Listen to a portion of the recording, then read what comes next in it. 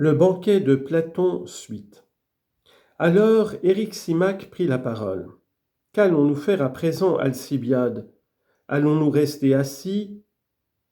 Allons-nous rester ainsi sans parler ni chanter après boire? Allons-nous boire tout bonnement comme des gens altérés? Éryximach répondit Alcibiade, excellent fils du meilleur et du plus sobre des pères, salut à toi. À toi aussi, dit Éryximach, mais qu'allons-nous faire? Ce que tu ordonneras, car il faut obéir. Un médecin vaut à lui seul beaucoup d'autres hommes. Prescris donc ce que tu veux.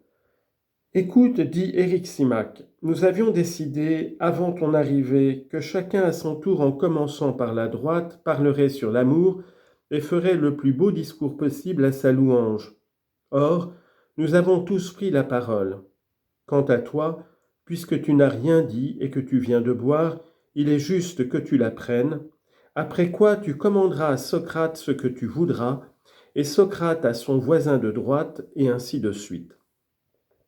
C'est fort bien dit, Éryximach, reprit Alcibiade, mais à vouloir mettre en parallèle les discours d'un homme ivre avec ceux de gens qui n'ont pas bu, la partie ne semble pas égale. Et puis, bienheureux homme, crois-tu la moindre des choses que Socrate vient de dire?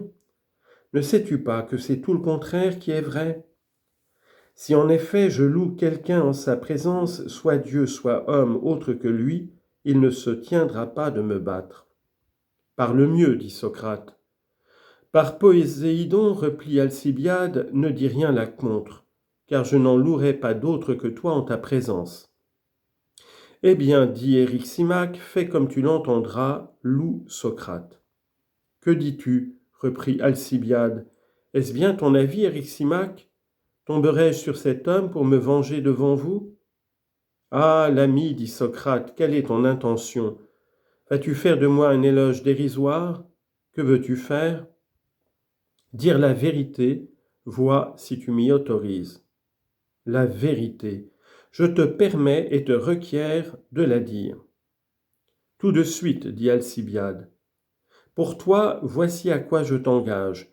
Si j'avance quelque chose qui ne soit pas vrai, coupe-moi la parole sans te gêner et dis que c'est un mensonge, car je ne veux pas mentir volontairement. Mais si je parle sans ordre, au hasard de mes souvenirs, n'en sois pas surpris. Il n'est pas facile dans l'état où je suis de peindre en détail et avec suite ton originalité. Pour louer Socrate, messieurs, je procéderai par comparaison. Lui croira peut-être que je veux le tourner en ridicule. Non, c'est un portrait réel et non une caricature que je veux tracer ainsi.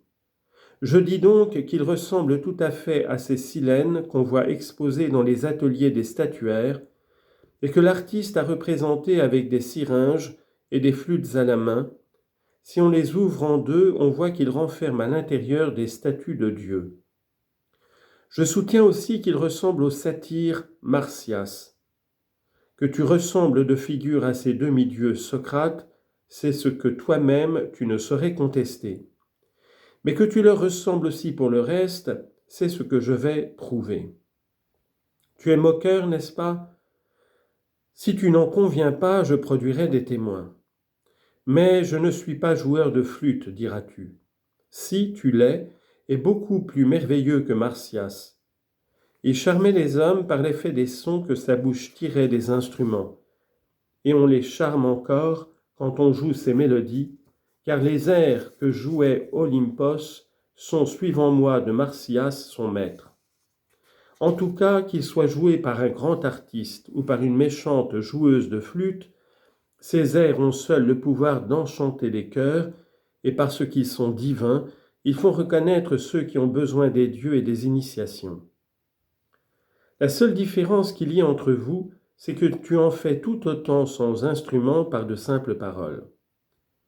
Quand on entend d'autres discours de quelque autre, fût-ce un orateur consommé, personne n'y prend pour ainsi dire aucun intérêt.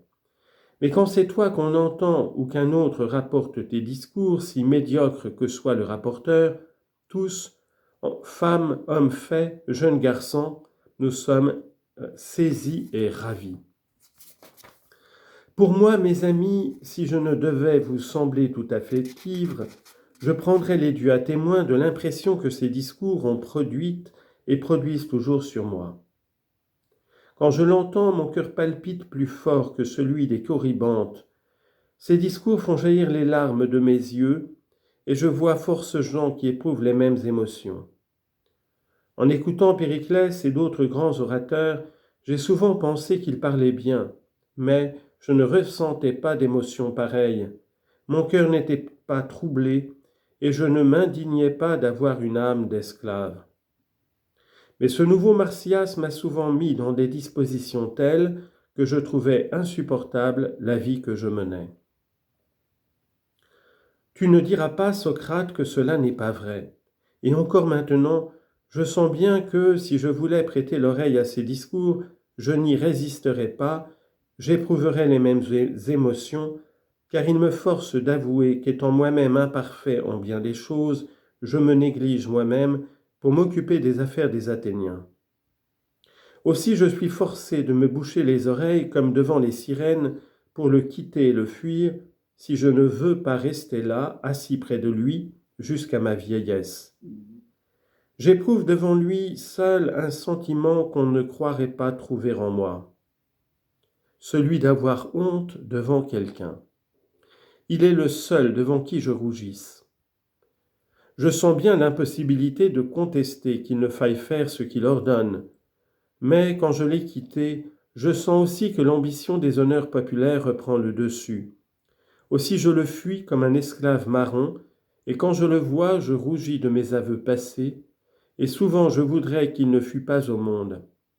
Mais s'il en était ainsi, je sais bien que j'en aurais encore plus de chagrin, c'est au point que je ne sais comment faire avec cet homme-là. Tel est l'effet que les airs de flûte de ce satyre ont produit sur moi et sur beaucoup d'autres. Mais je vais vous donner d'autres preuves de sa ressemblance avec ceux à qui je l'ai comparé et ces merveilleuses qualités qu'il possède. Car sachez-le, personne de vous ne connaît Socrate. Moi, je vais vous le faire connaître, puisque j'ai commencé. En apparence, Socrate est amoureux des beaux garçons et tourne sans cesse autour d'eux avec des yeux ravis. D'autre part, il ignore tout et ne sait rien. Il en a l'air du moins.